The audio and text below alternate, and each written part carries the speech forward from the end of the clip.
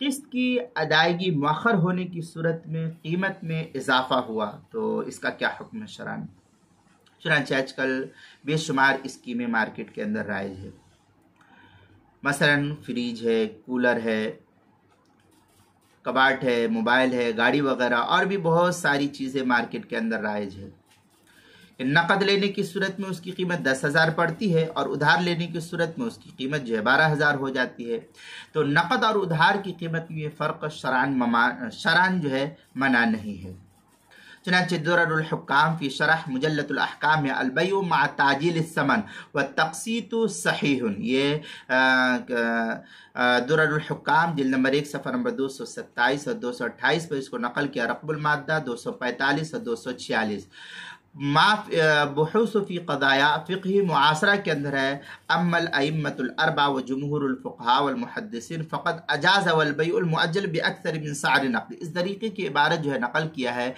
صفحہ نمبر 7 پر، اور بحوث فقہی من الہند صفحہ نمبر 123 پر جو ہے بیع تقسیط کے ساتھ جو ہے اس کو نقل کیا گیا ہے۔ لہذا یہ کوئی قیمت میں فرق کا ہونا، کمی بیشی کا ہونا یہ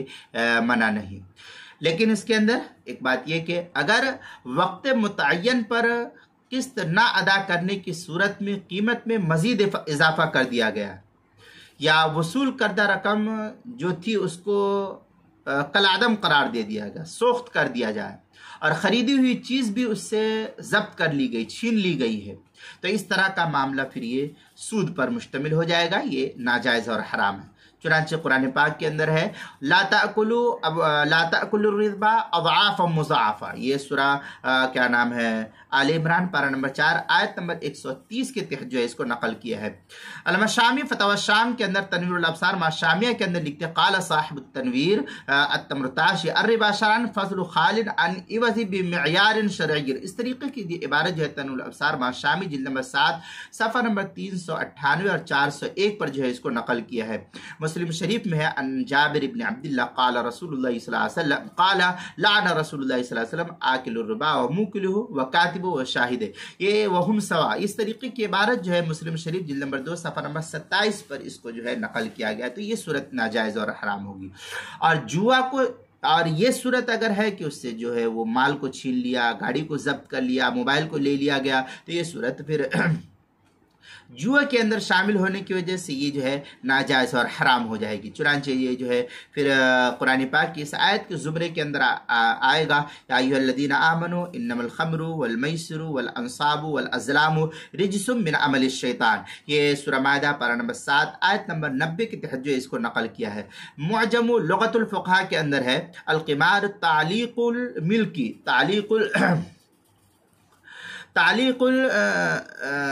ملکی علی الخطر والمال من الجانبین، یہ صفحہ نمبر 369 پر اس کو نقل کیا۔ علامہ شامی اس کے تحت لکھتے ہیں لأن القمار من القمر الذي يزداد تارة، اس کے تحت جو ہے کافی تفصیل سے علامہ شامی فتاوی شام جلد نمبر 9 صفحہ نمبر 577 کتاب الحظر والاباحہ باب الاستبراء فصل فی البیع کے تحت جو ہے اس کو نقل کیا ہے۔ لہذا یہ دونوں صورت جو آخری ذکر ہے، یہ دونوں صورت نص قطعی سے حرام اور ممنوع ہے، لہذا اس کے اوپر نہ کوئی اضافہ ہوگا نہ کوئی جو ہے زیادتی ہوگی، جو شروع میں متعین کیا گیا ہے اسی کو لینا اور دینا ہوگا۔ ہاں اگر کوئی کسٹمر اس کے اوپر تاخیر کرتا ہے تو اس کو تنبیہ کی جائے، لیکن اس سے مالی جرمانہ لینا یہ جائز نہیں رہے گا۔ چنانچہ یہ مسائل جو ہے المسائل المہمہ فیما اطلت بہ العامہ، اس کی پہلی جلد صفحہ نمبر 113 باب الربا، عنوان ہے قسط کی ادائیگی مؤخر ہونے کی صورت میں قسط میں اضافہ، صفحہ نمبر 113 مسئلہ نمبر 114 کے تحت جو ہے اس کو نقل کیا گیا ہے۔